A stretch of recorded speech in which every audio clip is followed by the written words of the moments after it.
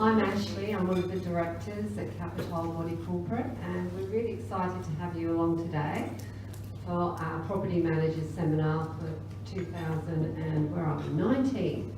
We've done this a few times, and it's great to have so many of you come here to learn something about Body Corporate, because we're in very similar positions, aren't we? We both work for owners, and you have the added wonderful thing to do, which is to work with tenants, and we have the owners, so we have that in common.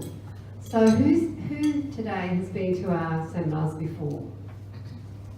Nobody. Okay.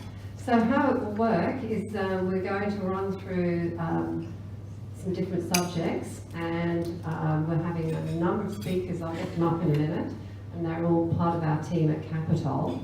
And if you've got some questions, there'll be opportunities to ask questions as you go through. So when each speaker finishes their piece, you can ask as many questions as you like. I don't think it's going to take the whole time until 10, so we've got plenty of time to answer those questions. So I think that's what you're all here for, most probably as well. So, the disclaimer, while we take all care to get everything right today, we've just put this little disclaimer up for you. Now, we have, I'll get the team up first. Let's introduce it to everybody first.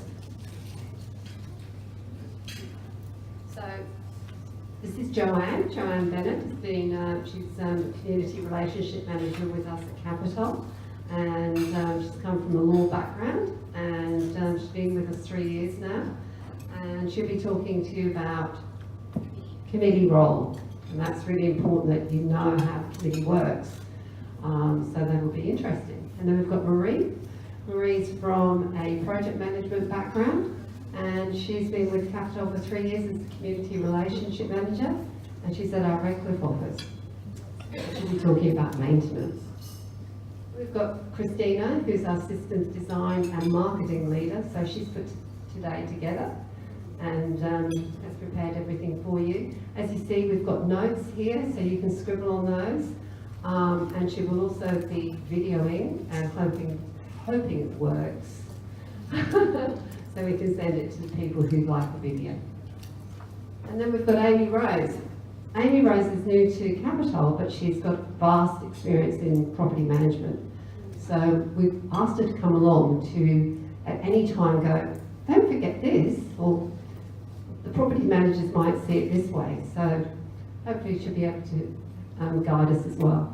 And then we've got Susie. Susie's our insurance manager. So at Capitol we have dedicated insurance managers who take care of everything from renewal to claims. So Susie works in our Brisbane office, and she's here to talk about insurance. So thanks, guys.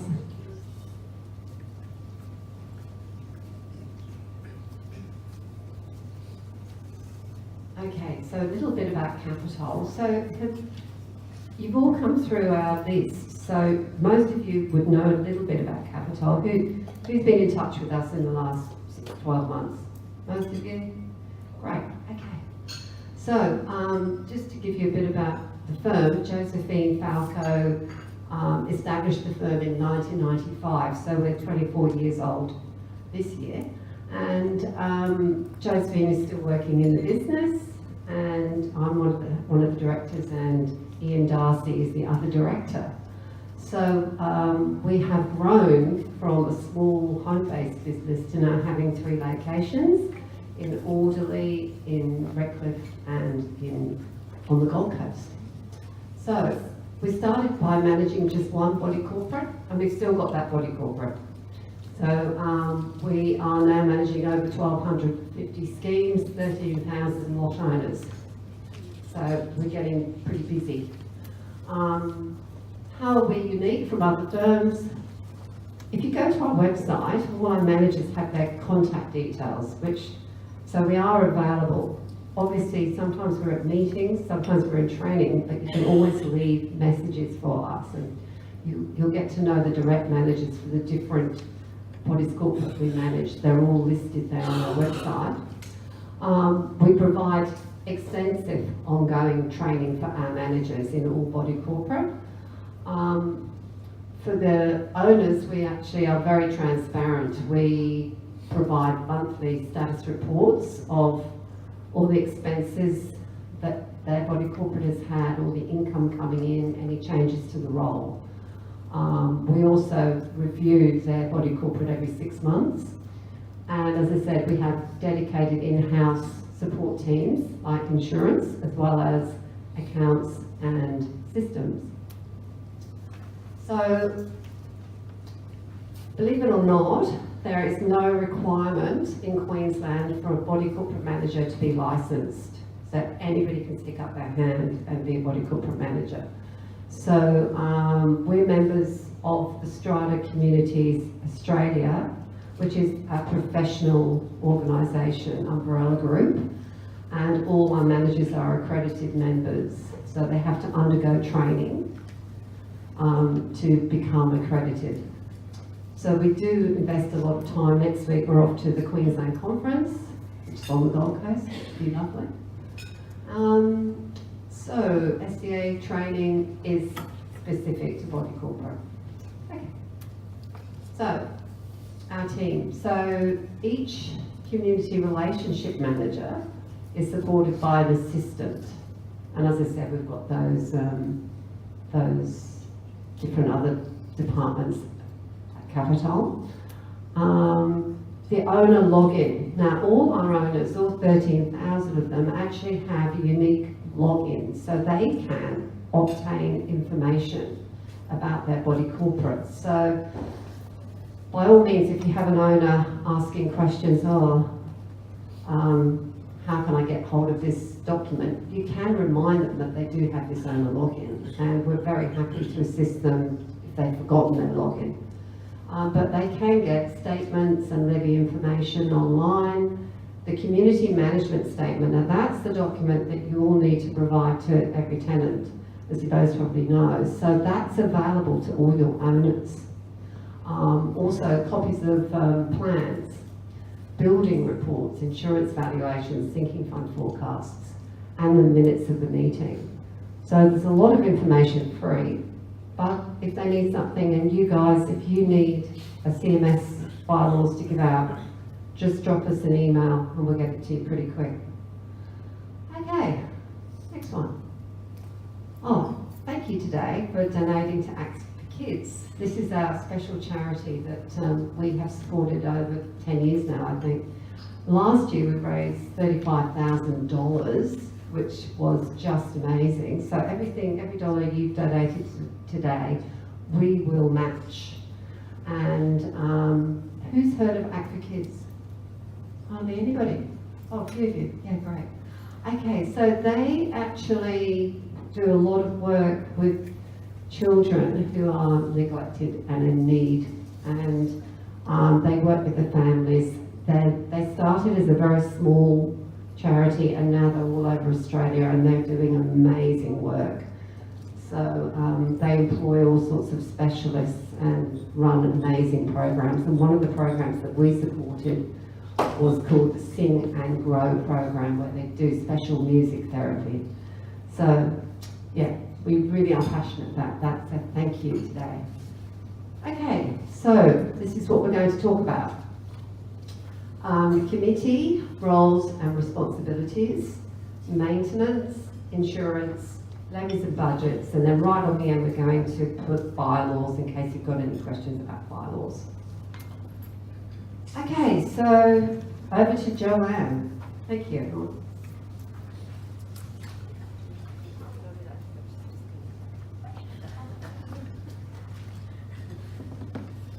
Good morning, everybody.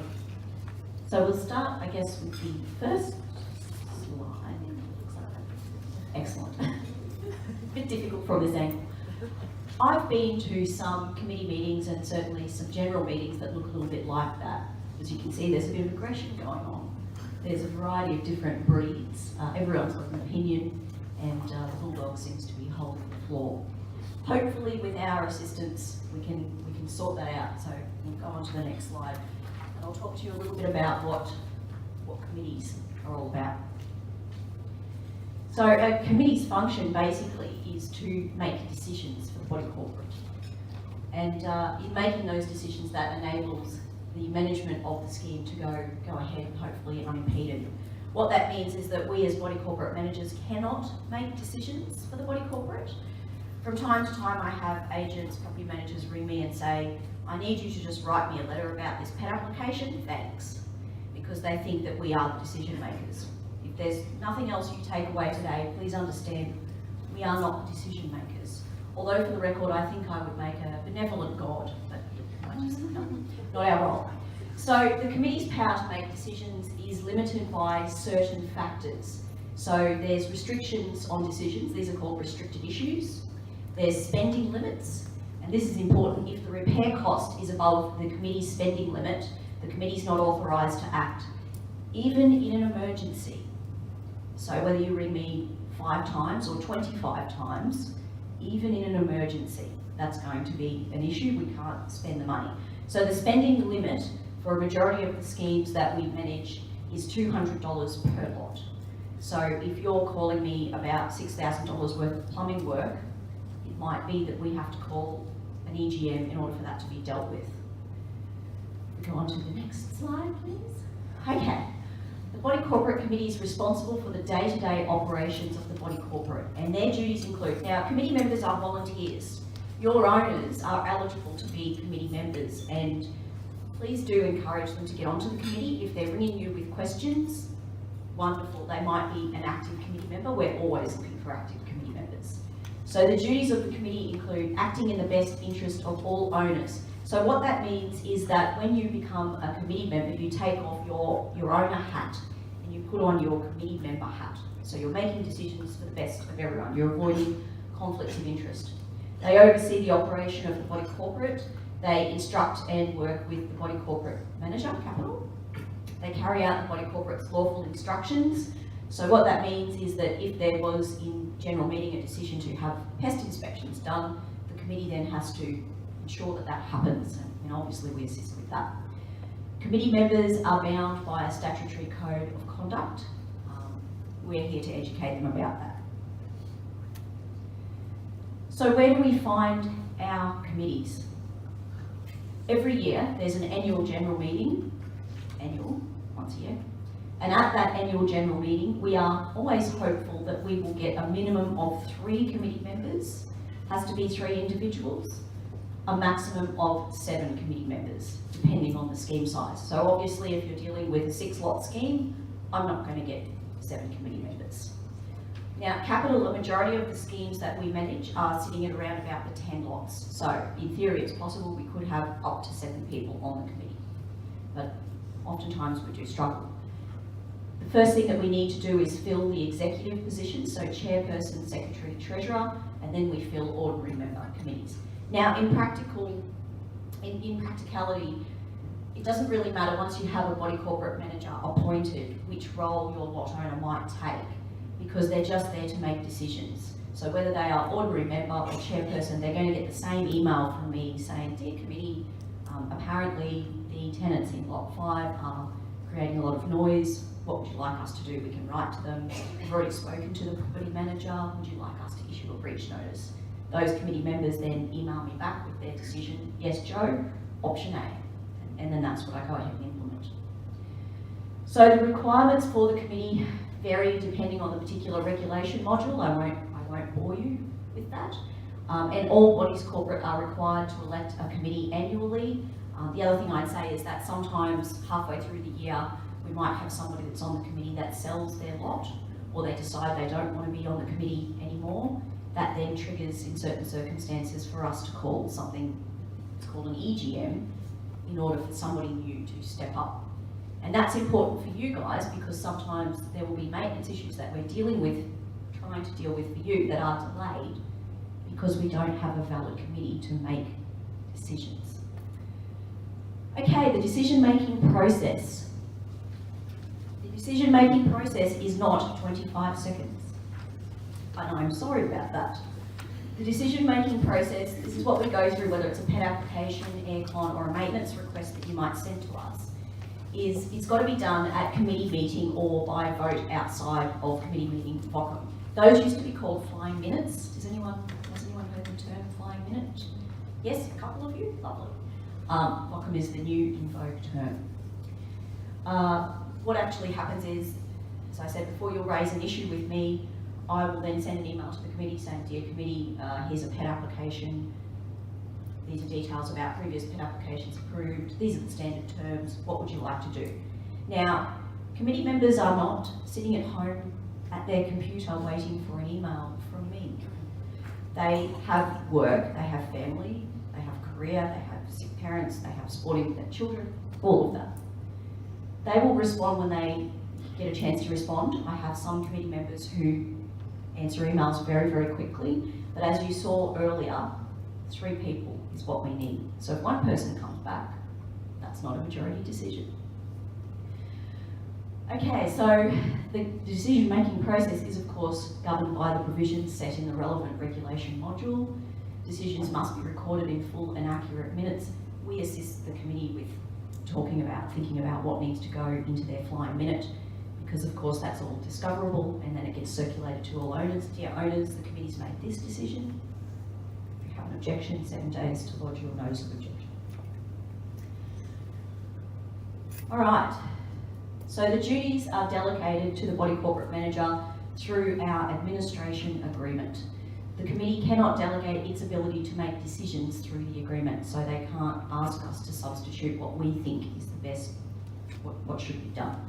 We'll be asked that question, and when I'm asked that question, I'll say to the committee, well, previous committees in this position have decided this or have thought that was a prudent way to go forward, so certainly we'll assist with advice. We can't tell them what to do. The committee remain responsible for making decisions and instructing the body corporate manager. That's relevant. Sometimes people just don't respond to emails. And if they don't respond, I can't just make it up. The appointment of a body corporate manager does not change the requirement for the body corporate to elect a committee.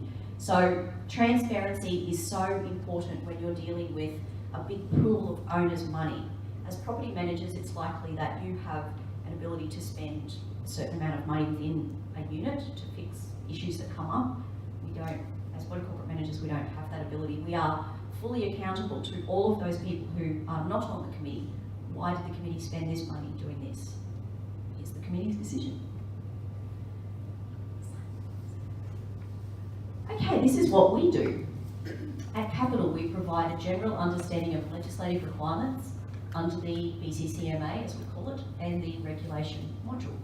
We work with our committees, with resident managers, with lot owners and contractors to build strong communities. And yes, we work with property managers as well. We really feel that there's a lot of synergy there with you guys, and if we work together, we can achieve some really great stuff. A lot of what we do is down to people and personality management. So to give you an example, you might have Bob and Janice on a committee. They fell out many years ago, and you wouldn't know this as property managers, but we would. Janice moves out of her unit and she goes and appoints a property manager and says, I don't have any issues if the tenant that moves in brings a cap, just go and get body corporate approval. I can't vote because I'm on the committee. Bob, for whatever reason, wants to vote no because he doesn't like Janice from 17 years ago when she left her bins out.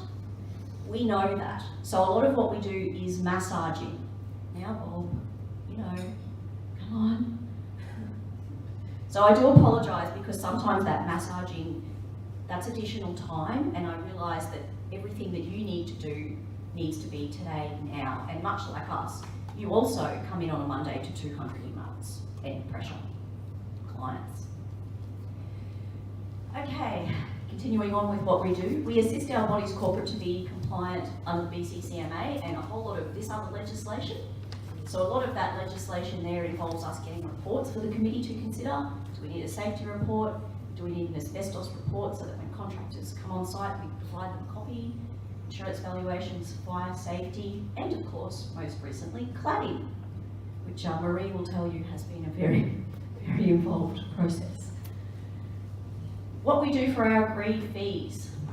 We keep books and records, including financial statements. We organise and attend the AGM, help the committee to implement decisions of the body corporate. We make sure that there's insurance in place. Susie is a tremendous help with that. maintain body corporate registers relating to the role, things like asset registers, contract registers, etc. We hold, use and supervise the use of the common seal. So the common seal is basically a stamp, but it's kind of like the body corporate signature, and there's particular rules about applying that signature to certain documents. We also prepare budgets, we calculate levies. So if you've got an owner ringing you saying, why am I paying so much? Get onto the committee, and then you'll receive emails from me once a year saying, dear committee, this is the proposed budget. Are there any things that you think we should take in or take out? What would you like to do? We prepare and distribute notices.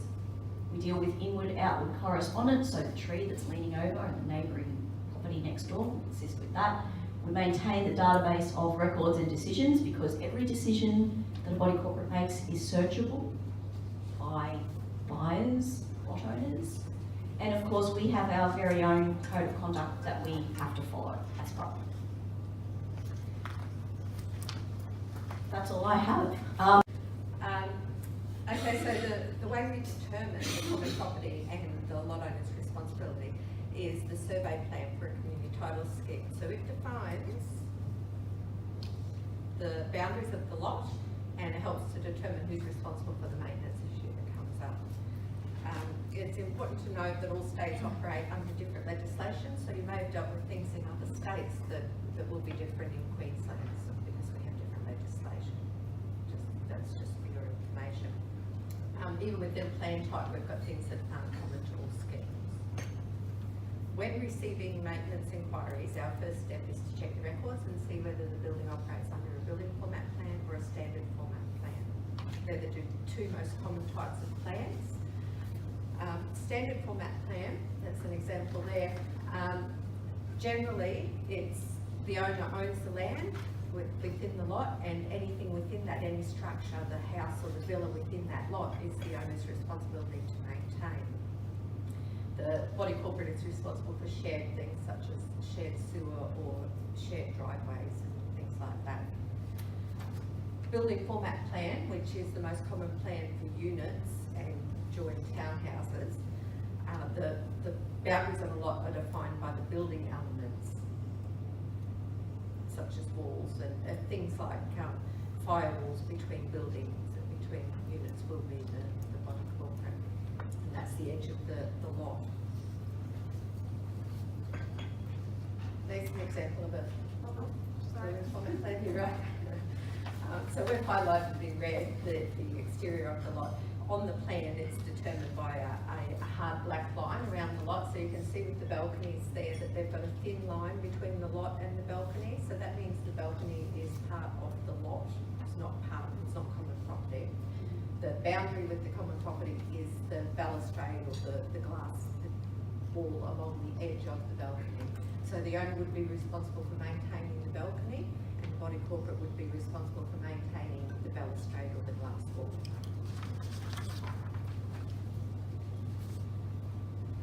They're just some common maintenance issues.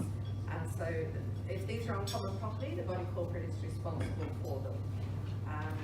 This is in a building format plan. The structure of the building is the body corporate. Community and emergency lighting, fire safety items, things like your smoke alarms within a lot is the owner's responsibility, but on common property is the body corporate's responsibility. The same thing with fire extinguishers and things like that. Building appearance, driveway cleaning, termite inspection reports. So again, that's common property is body corporate responsibility. Within a lot is the owner's responsibility. Some buildings will choose to have all lots done, or at a general meeting, all owners will agree that they'll have all lots inspected at once, and then owners just have to give access for that, so that all lots are inspected at the same time. But the body corporate's responsibility is with the common property inspection. Lift maintenance, gutter cleaning, and backflow devices and things there are the common ones. The questions we ask after we determine what plan the building works under, we also have to determine whether the issue is affecting more than one lot or it's just to one lot. So if you've got hot water systems that are communal, it will affect more than one lot, and that will be body corporate responsibility. If you've got hot water systems that only service one lot, then it's the owner's responsibility. Garage doors and remotes, usually the garage doors sit on the boundary with common property, so they are body. Can everyone still hear me? Okay. So the garage doors will sit on the boundary with common property and their body corporate responsibility, including the motor, but the remote control is the owner's responsibility. If an owner has upgraded the motor, they should get approval from body corporate to do that, but then it becomes their responsibility to maintain that. So it's important that we're provided with records of the activities that the owners undertake with upgrading things, because that way we know whose responsibility it is to maintain that motor. If the owners upgrade it, they take on that responsibility. Okay, so hot water systems, I've covered that one. Air conditioning, split systems and systems that are separate for each lot of the owner's responsibility, but large central systems are body corporate responsibility. It's important to get approval before installing an air conditioner. Some buildings have, at the time of the development or at a later general meeting, owners may have voted to implement a blanket approval for air conditioners, and we would have that on record. So before installing an air conditioner, if you were to contact us, we could look at the records and see if there is a blanket approval for all lots to install air conditioners and what the conditions are, and we can provide those conditions to you. If there's no blanket approval in place, then we would have to ask you to submit an application, which the forms are online, but the Capital website has a lot of resources and forms. Now, there's the air conditioning installation form or the general improvement form, which can be submitted online, and then we refer that to the committee. And it may take a couple of weeks because we do have to give the committee time to consider it and make the decision and then circulate that decision to owners. Yeah, if you look online, you'll see on the forms just all the information about what you're doing to install the air conditioner, where the condenser will sit, things like that.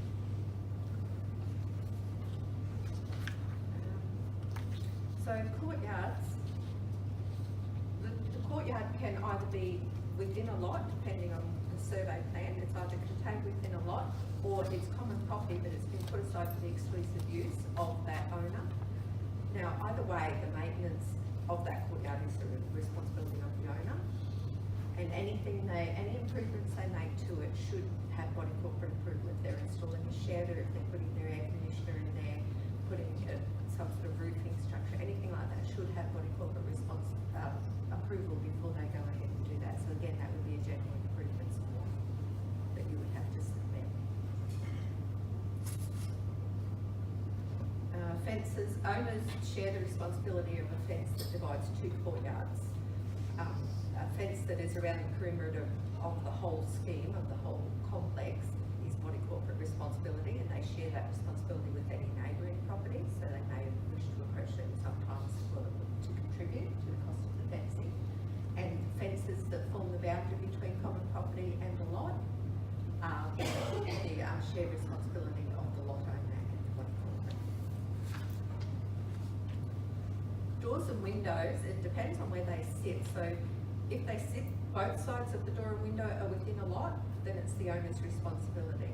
So on the example where the balconies were part of the lot, that balcony door would be the owner's responsibility. But if the courtyard is, say, common property that's exclusive use, then that common property boundary is the doorway to go out to that courtyard. So that then would be body corporate responsibility. Body corporate is responsible for any doors or windows that sit in that boundary, such as garage doors. Some issues we have with fire doors in a unit complex where they've all got fire doors as their front unit door, and that forms the boundary of common property. The body corporate is responsible for making sure that those fire doors are compliant and stay compliant, so they'll get regular inspections to make sure that they are compliant. And some things that can affect that compliance, if an owner chooses to install a deadlock on the door, there's only certain types of deadlocks that can be put on fire doors for them still to be compliant. And door closers should stay on the doors. If people take them off, then the door may be not compliant. So if an inspection by a body corporate turns up any of these issues, we may have to refer to the owner and ask them to rectify that, to reinstall the door closer or take the deadlock off.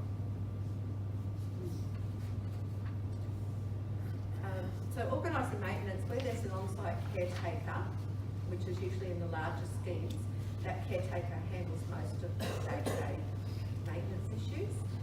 If you're not sure whether there's an on-site caretaker, you can call our office and we can give you the contact details. For smaller schemes, Capital can be instructed to obtain quotes and work orders and engage gardeners on behalf of the committee where there's no caretaker. As Joe was covering before, we only act on the instruction of the committee. So we can, if the committee requests that we ask for a quote from a contractor, we can do that. We can issue work orders on the committee instruction, or we can distribute notices of planned works. We don't undertake on-site inspections or management of works. We simply act on behalf of the committee to get the works organised and going. That's just an example of a notification.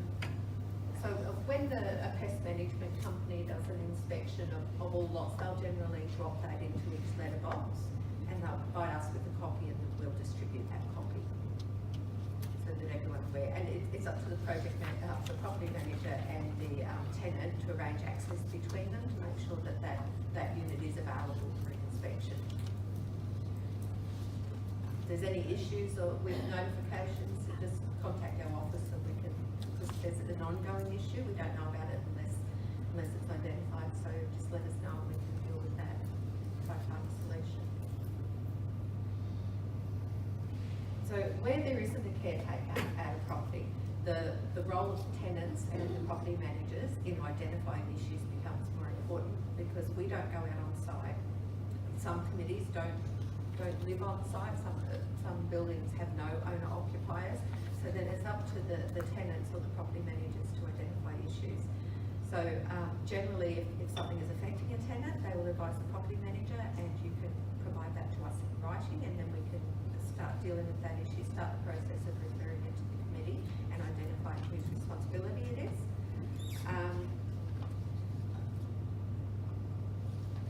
Regular inspections, when you're doing regular inspections of your units, if you notice anything on common property that is an issue, you could make a note of that, take a photo of it and send that through to our office, and that way we may not have known about the issue unless you contact us about it. So if you could just keep that in mind, it's a way that we can work together to make sure things are done a little quicker.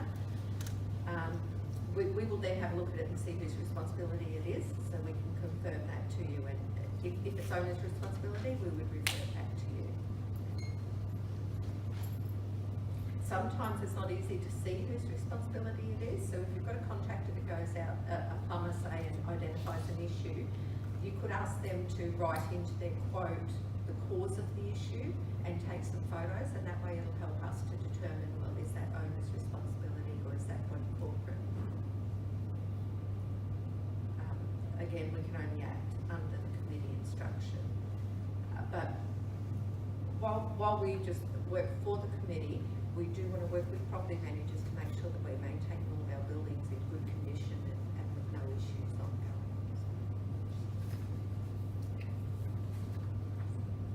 And that's all I have. Is there any questions? Time to wake up, everyone. Insurance. I want to admit it, it's your favourite subject. It's a very big part of body corporate life though. I hear the managers at work speaking to people about insurance on a daily basis, and it's a large part of their expense, the premium. So let's try and demystify it a little bit for you. One of the biggest questions I get most often, I don't think a day goes by where I don't get this question: what's covered and what's not covered by the body corporate insurance policy? So let's run through that a little bit. So the strata policy covers the structure. So you're looking at the walls inside and out. I get a lot of people saying, oh, I've been told that the inside of my unit's not covered. No, that's not true. Inside and out, and anything that's fixed to the building. So you're looking at things like kitchen cupboards, shower screens, built-in wardrobes, anything that is fixed to the building, that's covered by the body corporate's insurance policy.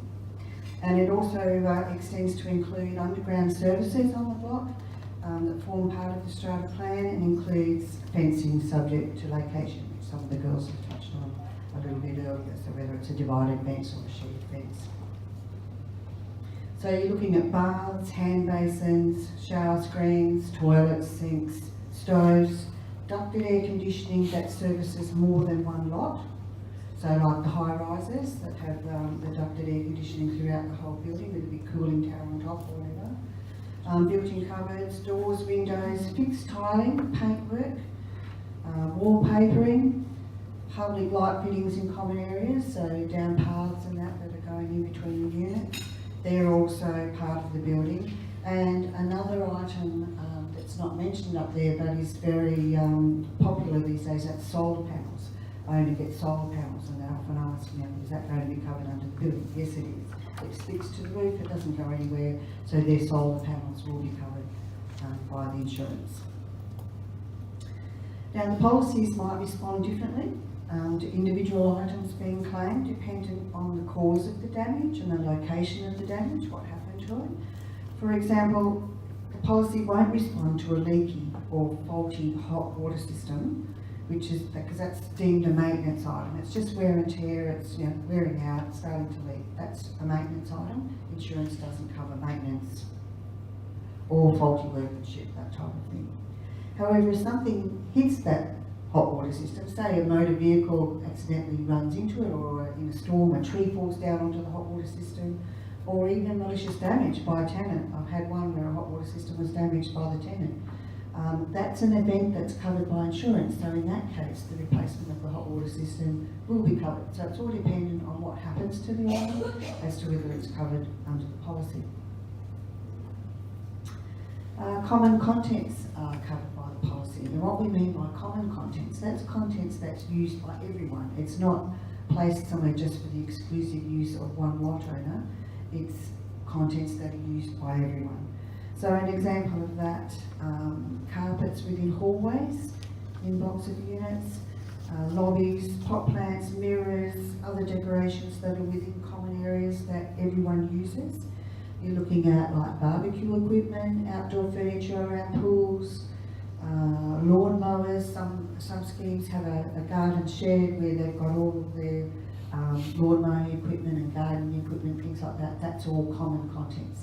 So those sorts of things are covered by the body corporate's insurance policy. Lot owners' improvements, that's another big question that I often get. Every policy has an allowance for lot owners' improvements, and it ranges between $250,000 to $300,000 per lot. Now that's a lot of money for each lot, so you're generally going to be well covered in that area. So let's talk about what are lot owners' improvements. And that's something where the owner has actually made an addition to their lot. So they might have done some renovations in the kitchen, they might have built on a patio cover out the back.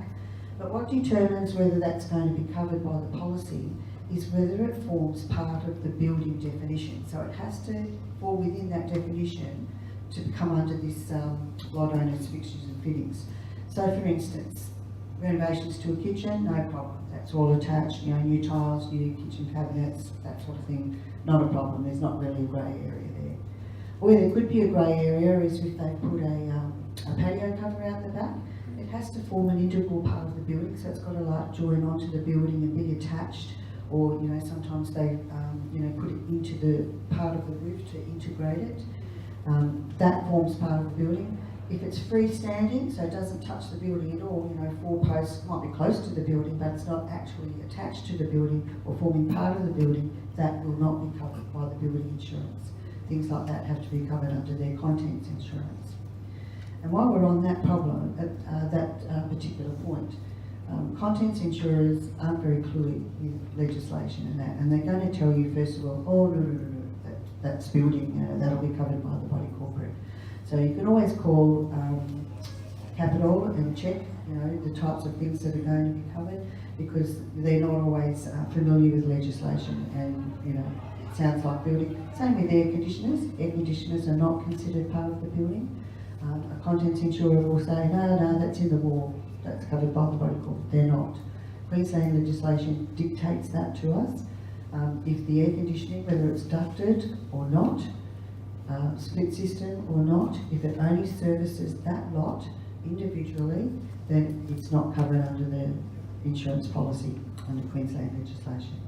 So just a little point to remember. Okay, so what's not covered? Obviously, personal contents, maybe furniture and things like that are not going to be covered under the strata policy. It doesn't cover carpets or curtains, blinds, light fittings, any of their personal equipment or valuables, household appliances such as dishwashers, refrigerators, washing machines, dryers. That's all personal contents, and the owner or tenant has to cover their own items under their own insurance. So that's when they should look for a contents policy or a landlord's policy to cover those items. Building and maintenance, that's not covered by insurance. You've got to remember that you can't cover everything under insurance. Premiums would be, wouldn't be able to be afforded if every single little thing was covered under insurance. So there are exclusions, and building and maintenance is one of them. There's got to be some onus on owners and bodies corporate to maintain their own property. You know, that's in their own interests, and insurers won't be paying for their lack of attention to their property. So the insurer won't cover repairs due to faulty workmanship, any building movement, rust, oxidation, corrosion, wear and tear or deterioration. These are things that you know are going to happen eventually, and it's up to the owners and bodies corporate to maintain their property to the best of their ability to reduce any damage caused by those events. The claim being put to the insurer must be an insurable event, such as a storm damage, water leaks, impact damage, malicious damage, items like that. These are insurable events, so if that's what's happened to the particular item that you're wanting to claim for, then you shouldn't have a problem with making a claim on that. And you need to be aware too that inclusions and exclusions can differ from policy to policy, different insurers. They're pretty much the same. You can be pretty confident that most insurers are going to have the same types of rules, but you might find that there's an odd difference in one or the other in their product disclosure statements. But at the end of the day, the decision is determined by the insurer. It's not by Capital or the body corporate or anyone. We just have to run with it. Now, I've got a lot of experience in insurance. I've been in the industry for 25 years. I'm not a body corporate manager, and I never have been. My background is insurance, broking, underwriting. So I've got a fair idea of what is going to be covered and what isn't, and I can give you the heads up pretty early on whether something is. And if we get a knockback on a claim, if I feel that that's an unfair knockback, then I'll go into bat for you, don't you worry. But if I can read the policy wording and I get a decision back from an insurer, and I look at that and I think, yeah, well, I don't think we've got an argument to that, then no, I'm not going to go in and waste everyone's time and try and get that claim paid when I, in my heart, know that what they're saying is correct. But I certainly will look through for the loopholes for you, using my experience in insurance to try and help get that claim through. Now let's talk about the excess. That's a big question as well. Who pays it and when do they pay it? The Body Corporate and Community Management Act dictates who pays an insurance excess, depending on the event that's occurred. So let's elaborate on that just a little bit. In the event where it affects 2 or more lots, or 1 lot and some common property, then the body corporate's liable to pay the excess.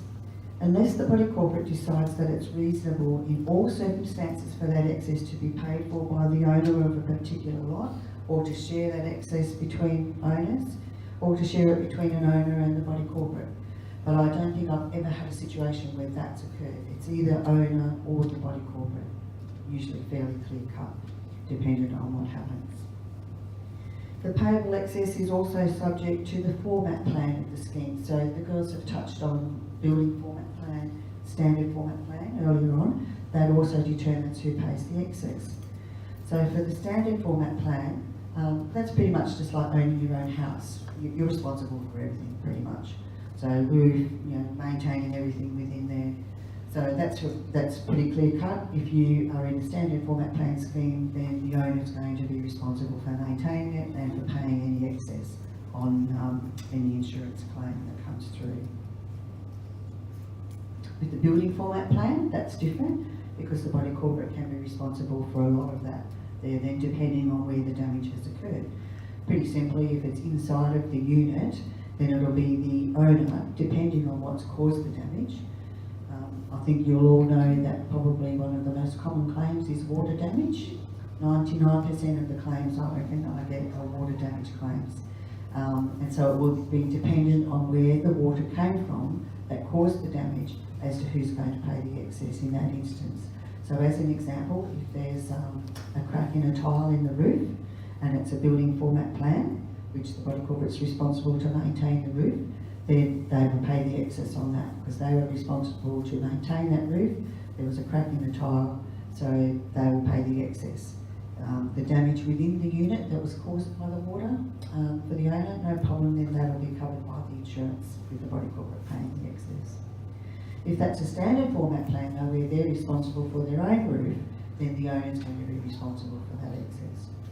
Is it making sense? I'm trying to put like just a black and a So white. in case of water damage, if it's coming through an outside wall, okay, and then the body corporate pays to get the wall fixed, and it's damaged the carpet, the body corporate's responsible for paying, getting the carpet. No, carpets aren't covered by the insurance. The owner still has to claim on their own contents insurance. It's like you've got a building and a contents or a car policy and a house policy. Just because the car damaged the house doesn't mean you can claim damage, but it's contents, so you can't claim for contents on a building policy. If they had damage, say, an adjoining wall inside, then the body corporate would be responsible for paying that. They're not, that's still contents. So say you've got, that's the outside wall, there's a wall going like that, water's coming and it's damaged this wall, this wall, then that would be the contents insurance, or that would be the body corporate's insurance. If it's the wall damage you're talking about, no, that's building, yeah, because the building comes under the definition of building, whereas carpets comes under the definition of contents.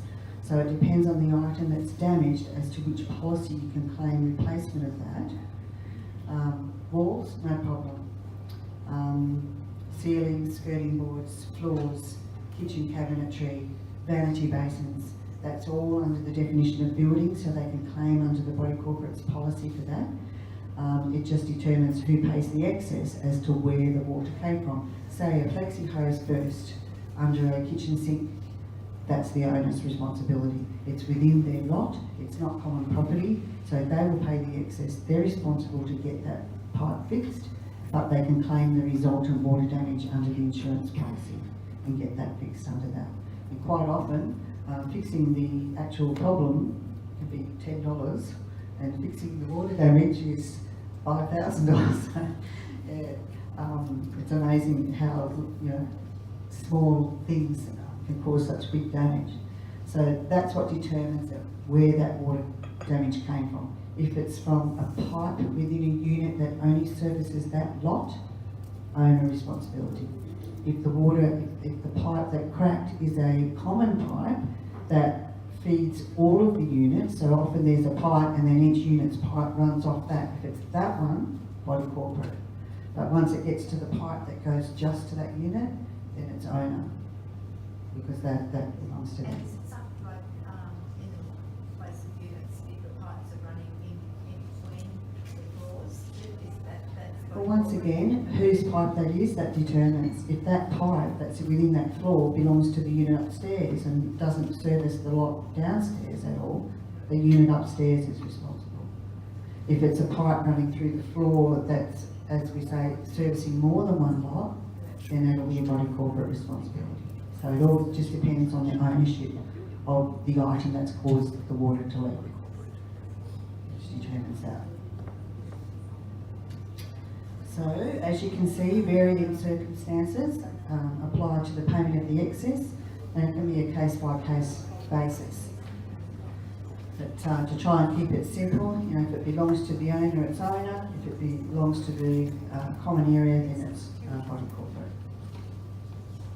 Now, just a quick touch on excesses as well. You probably experience a lot of malicious damage claims by tenants. Before they leave, they do whatever to the unit. Malicious damage is a very difficult claim to make with an insurer because it often occurs over time. It's not one event that's occurred, it's a number of events that have occurred over different days. You know, it might have been last month they did this and this month they did that. If you can pinpoint it to the day they left, then that's one event. But generally with a malicious damage claim, the insurer will apply multiple excesses because you cannot pinpoint it to any one event or any one date or any one time that all of this damage occurred. So they're a little bit sticky, those ones, the malicious damage claims, but just as long as you're aware of that and have the expectation, if it is a malicious damage claim by a tenant, that it's possible multiple excesses might apply in that case. Right, the property manager's role during a claim. As we just talked about, the most common claims are water damage. Now there's always two parts to a water damage claim, and that is the cause versus the resultant damage. Now the cause is the reason that the water ingress occurred in the first place. So for example, a burst pipe or a cracked tile in the roof. That must be rectified before the insurer will approve the resultant water damage inside of that owner's unit.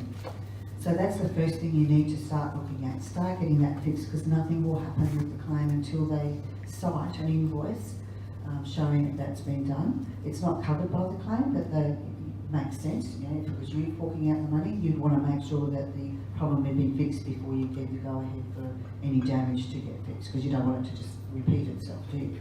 So that must be rectified before the insurer will authorise the resultant damage. Now, the cause also includes gaining access, exploration, anything that you have to do to find that cause. If you've got to cut a hole in the wall or in the roof to try and find out where that leaking pipe is coming from, that's all part of the cause. And repairing that wall or ceiling is not an insurable event. It's all part of finding the cause, and is at the cost of the owner or the body corporate, depending on who's owning that cause. So gaining access through the walls or the ceilings, all part of the cause rectification, and it's not claimable under insurance. But just a little bit of advice in that circumstance is, if you've got some water damage and it's on a ceiling and you're thinking the pipe is up in the roof, get them to cut where the water damage is, because then you can get that ceiling repaired or that wall repaired if you cut where the damage is. But just take photos of that damage before you get them to cut through. Take photos so that you can show the insurer this is what the damage was and here's where they cut the hole in the wall. Then you've got that repair covered by insurance, because it was going to have to be repaired anyway. So just a little tip there, if possible, and they have to cut it, make sure they cut where that damage is, but always get a photo so we can prove it. So that's the cause, and then there's the resultant damage. That's the damage that the water that leaked has actually caused. That's what's covered by insurance. So whatever escaped from the burst pipe or through the cracked tile and damaged the ceilings, walls, skirting boards, whatever, that can be claimed under insurance. So we get the cause fixed, we show them an invoice that says here's where that pipe was replaced and here's a quote for the resultant damage, and we lodge that with the claim. If we can get all of that up front, it will speed things up quite a lot. So the resultant damage claimable, the cause is not. So some common incorrect beliefs are that the costs incurred gaining access to the problem is covered, or we've just talked about that, it's not. That contents items can be claimed under the policy because the cause originated from a building problem, right? Well, it's a pipe, the cause was caused by that pipe, which is part of the building, so the policy should pay for the contents. Not true. As I said, it's like boat and house. You can't claim one under the other. One is contents, one is building, and it doesn't cover contents. So the owner has to go to their own insurance for any contents that have been damaged. Another incorrect belief, the cause is a building problem, so the body corporate will pay the costs. Only if it's a common cause. If it's within that owner's lot, then the owner is responsibility for that. So what's your role in all of this? Complete a claim form. That's really easy. We've got them on our website, and it's a one-pager, simple information, and it's purely for us to collect what we need to know to lodge the claim. So simple information, the date of loss, a brief description of what happened. You can attach invoices for the cause, you can attach quotes for the resultant damage, and send it all through, all in the one form, and then that comes through to me. So complete the claim form, arrange the rectification of the cause, obtain quotes for the resultant damage, and then lodge it through us, and then we'll take it from there for you. You might need to help once the claim's been lodged, if a loss adjuster is appointed or contractors need to get in to do quotes. You can help arrange access for them. We'll usually give them your contact details so that they can give you a call and arrange a time to go in. Once a loss adjuster is appointed though, and that's generally for claims over 5,000, you know, as a rough general rule. If it's over 5, then they will frequently appoint a loss adjuster or an assessor. And an assessor will more than likely arrange for another quote to be done. Right, we will present one quote for them because we need to quantify the claim for the insurer before they will decide. They decide on an assessor, not us. We can request it if we understand that it's going to be a big one. We can say, oh, I think you need to appoint a loss adjuster for this one. But it's their decision because it costs them money to get a loss adjuster or an assessor out. So it's their decision, and they'll base that decision on how big the claim is. So if we can quantify it first up by presenting them with a quote, yes, they might get another comparison quote just to make sure that that's fair and reasonable. And you know, they may get discounts from the contractors that they use and be able to get a better quote. So they will get a comparison quote, and that's where you'll come in again to gain access to the unit so that they can get that quote, so they can assess the damage in that unit. So that's another role that you play in the claims process, is just assisting and, you know, supplying any information that you know, you might be able to provide to us that the insurer might ask. So what can you do to help? When you're doing your inspections every 3 months or however long that is, be very diligent when you're conducting that. Look up. Often you'll see a water stain on the ceiling, but if you don't look up, you're not going to find that, and you might nip something in the bud before it becomes a really major problem. And also it's going to help you pinpoint the date of loss. You might know from your report 3 months ago that there was nothing there, but this time there's something there. So even though you might not be able to give an exact date, if you can give an estimated date, like, you know, it's going to be sometime between the last report and this report, you know, that's all going to be helpful when you're lodging the claim, so that when you do that bit, complete the claim form, you go, oh geez, I don't know when that would, you know, could have been there for 2 years for all I know. So be diligent when you're doing those inspections, and, you know, look everywhere, look on skirting boards, look wherever water might be able to come through, because a little stain might just be a little telltale sign that gives you an indication that you perhaps need to investigate that before. Don't leave the damage unattended, and don't save up damage. Think that you can make one claim for something that happened 6 months ago, 2 months ago, and today. That's not how it works. It's all separate events. A separate excess will apply to each one. And you can't just save them up and think, oh, I'll just make a claim on it now. And a lot of owners think they can do that, but no, they've got to pinpoint dates, and they will have an excess apply to each event. Right, loss of rent. That's a horrible one. They're really hard on loss of rent claims, and some of you in the room might have already had battles getting loss of rent paid. And I know I'm involved in those battles with you, but they're very strict on loss of rent.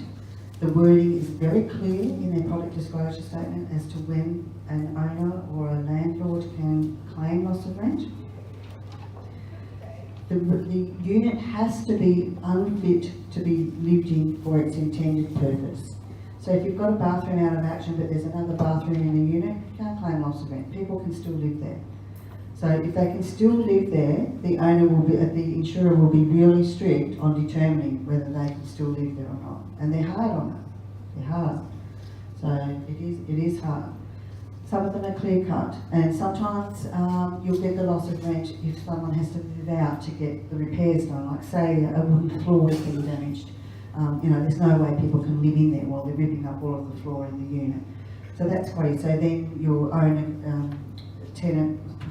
Yeah, the owner won't get rent. They don't cover the tenant's relocation, but they will cover the rent that the owner is losing because their tenants had to move out. So that's fairly clear cut, and the contractors will give a good indication when they're making their quote. They'll say that they're going to have to move out while we do this. So we can often get a good indication. So it must be unfit to live in for its intended purpose. That's the wording that's in the book. And they'll generally pay from the time that the repairs start to the time that they're finished. You can get extension on that if with really extreme water damage, where they just can't live there because of the damage itself and they've got to move out, then it'll be paid from that time, from the time really that the unit becomes unfit to live in. Sometimes it's due to necessity of drying out the structure, it's all wet, so they put all these big dryers in, and it can take a couple of weeks. Sometimes they've got these big machines on and people can't live in it with that noise going or whatever. So it's the owner has to pay for the accommodation, so if it's taken 2 weeks, the owner's got to pay for the tenant's accommodation elsewhere.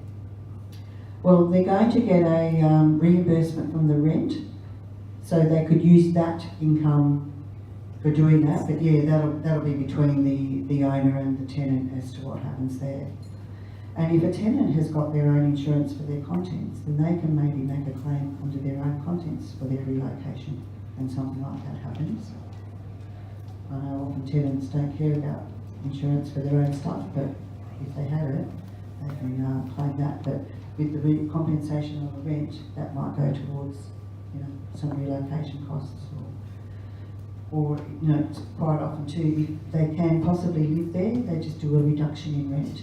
And we know that this isn't an ideal situation for you, so we'll reduce the rent. They can claim the difference between what they would have got and what they're getting from their insurance. So what you're going to need to provide if you want to make a loss of rent claim is we need the rental ledgers up to the date that the unit was unable to be tenanted, and rental ledgers for the period that the rent isn't being received. You've got to prove, basically you've got to prove, you've got to say here's what they were getting to this date, here's the ledger showing they were getting nothing, and here's the ledger showing that we've now re-tenanted it. So you need to show that proof. If they've got dryers in there for carpets, if you can, and you might even arrange that for a drying company to come in, they need to try and itemise it if it's for carpets and for structure. Carpets will be contents, the structure will be building. So you might need to ask that contractor to itemise their invoice showing an estimate, a percentage towards the carpets and a percentage towards the building, so that each insurer knows the dollar amount that they're up for. If it's just for carpets, then it's on their contents insurance. Just quickly, timeframes and expectations. Claims don't get settled within a week even. Often owners have unrealistic expectations of how long a claim will take. A simple, straightforward claim where the work's been completed and the invoices are presented with no quotes to obtain, no loss adjuster involved, that can take a minimum of 2 weeks. Insurers are busy, they're dealing with thousands of claims, so they've got to get to it just like everyone else has to get to their work. Where there's damage and quotes have to be obtained, and once a loss adjuster gets involved, forget it. It's going to be a lot of time once a loss adjuster's involved, because they're going to get their own quotes, they're going to want to go and assess it, then they've got to do a report to the insurer, and then the insurer's got to read the report, give their recommendation, go back to the assessor, they go to the assessor. It gets lengthy when a loss adjuster's involved, so just try and lower the expectations of your owners when there's a fairly major claim happening, because it does take time, unfortunately.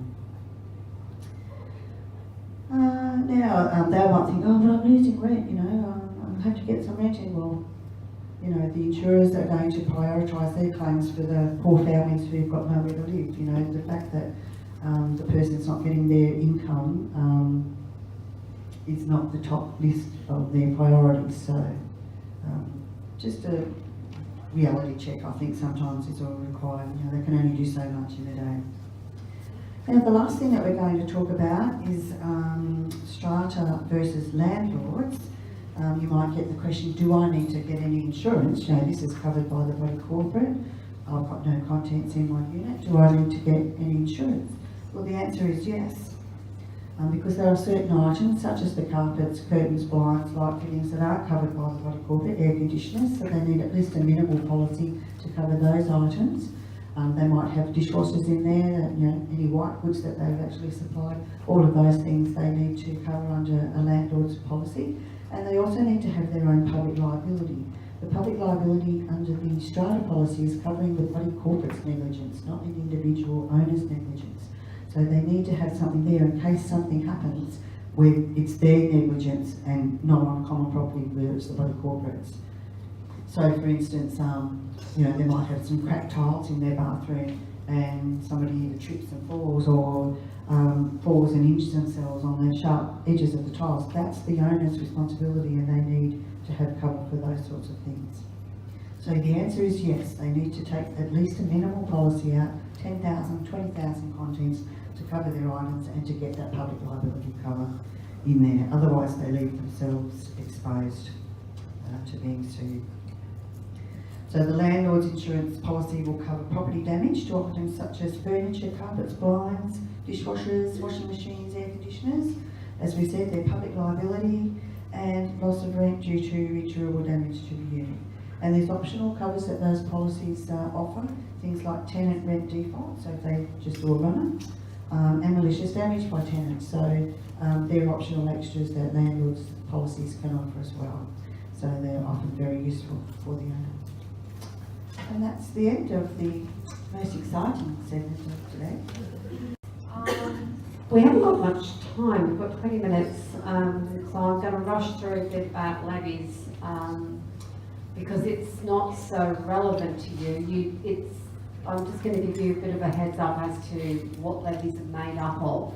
How many of you actually paid levies here on behalf of owners?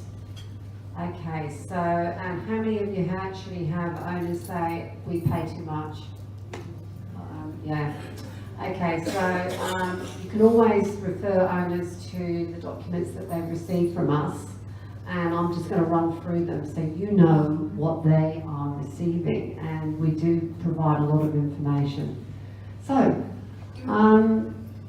it's a statutory requirement to have an administrative fund and a sinking fund. And you will notice those funds on your levy notices. You would have seen the names on the levy notice. So, they contain estimates for financial year of expenses. So the admin fund covers common property and body corporate assets. So the maintenance of those things, the day-to-day maintenance gets included in the admin fund. And any other expense which is annually or less, for example, like insurance, for example, gardening, cleaning, common power, body corporate managers' fees, bank fees, etc. So those budgets are put together by Capitol, and we write to the committee before the AGM and say this is what we're expecting, looking at last year's expenses. We're expecting this amount of expenses for this year, and we recommend you have this budget so that your levies are X. So committees know about this before the AGM, and they get an opportunity to say, have you thought of this? I don't want it that much, use more of the excess. They get to contribute. So that's why it's important if you have an owner who's complaining about levies being too much, say, why don't you get on the committee? You'll find out a lot more about where the money is going. So it's a bit like a household budget. So that, I'm going to take this away. Okay. So you can see there, this is the administrative fund. At the top, we've got income coming in, we've got levies, we've got interest on overdue levies, because there are due dates on levies, and some bodies corporate have actually resolved to impose penalty interest if they pay late. That's why it's really important that you do pay on time. So that we've got, in some cases, some GST. So these are some of the expenses, as I said: audit fees, bank charges, BAS prep, community power, fees and charges, income tax returns. The body corporate actually has to pay income tax on every bit of interest they get. Plumbing, grounds, electrical, our management fees, pest control, disbursements, the resident manager's contract, swimming pool fees, water rates. So you can see they're all fees that are regularly paid out. And it works out at the end, I'm not going to go into it, but we've got a surplus of 1,600. And that's what we're budgeting, to have a surplus at the end of the year. After we've paid all those expenses, we're hoping to have about 10% of the budget there. That's pretty low, but anyway. And then the levies here are, we've got 84 lot entitlements, so there's most likely 84 units, and they're paying $2,280 there. Okay. So that's the admin fund. Now the sinking fund is like looking forward. It's like your savings account. You're sinking money into the ground for future capital expenditure. So it has to look forward for this year. So they're budgeting for this year, but what bodies corporate do is they get a sinking fund forecast done. So that forecast will look forward 10 years. So we'll be the experts will be going out to site. They'll be looking at fencing. They'll be looking at roofing. Be looking at the tiles of the driveway, pavers, anything in the common property. And I'll go over the forecast in a minute.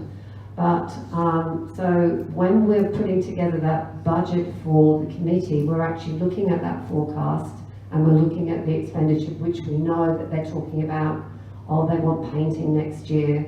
We'll go and get a quote, so we've got a good ballpark figure, and so the sinking fund is realistic. And the whole point is that they build the funds up so that they can pay for these major expenses without having a special levy. That's how it should work. Okay, so here's a typical budget. We brought in some, we're expecting to bring in 35,000 interest from bank accounts, 2,000. We have in the actual column on the left had an insurance claim proceed, and there will be an expense down below in the expenditure. So you can see we've spent some maintenance money there, gardens and grounds. Stuff comes up and the committee say, oh, I think we'll take that out of sinking fund because it's a large amount. Now the legislation actually says that if it's not budgeted for here and it's not budgeted for in the sinking fund, it should be a special levy. That's what the legislation says. So we're working with committees, but sometimes we get instructed, no, just take it out of the sinking fund, and that's when sinking funds get out of kilter with the forecast. And that's why we're having to pay catch up and get the sinking fund levies going up more than they expected. Stuff happens, and they don't want to pay for a special levy. We're not the decision makers, they are. So that's what happens sometimes. Okay, so this is a typical sinking fund forecast where they're looking ahead. They're including interest, tax, and a closing balance of what they expect the sinking fund balance to be at the end of each year. And next one. They're also listing all the expenses there of the sinking fund, including maintaining the driveway, balustrades, etc. So the other document that is very useful for owners is to understand is their balance sheet. So the balance sheet does tell them the balance at end of financial year of the admin fund and the sinking fund. It also tells them how much cash they've got, if they've invested in any term deposits and any outstanding creditors, and also any owners who are in arrears. So that the typical balance sheet is, you see we've got an admin fund as at end of, this is only halfway through a year, but they've only got $692 there, not a very good example. But anyway, they've mostly got more levies coming in.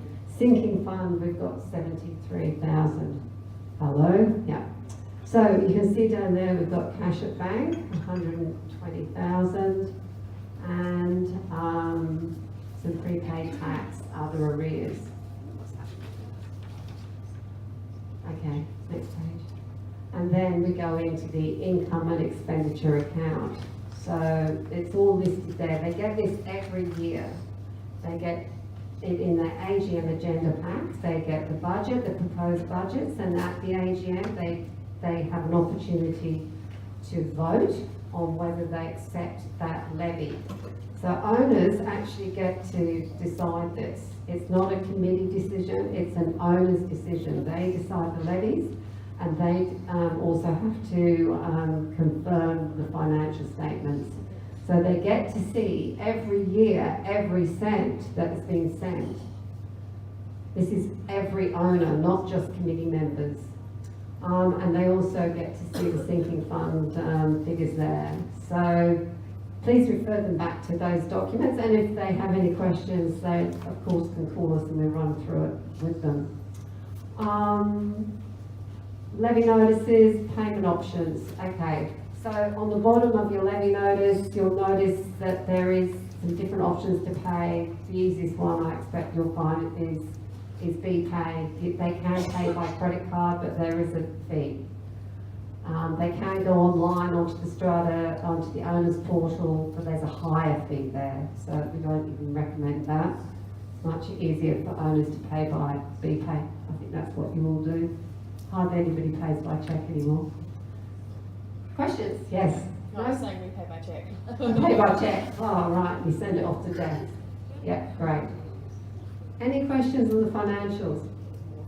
Yeah, it's just interesting to know where all that money goes, and yeah.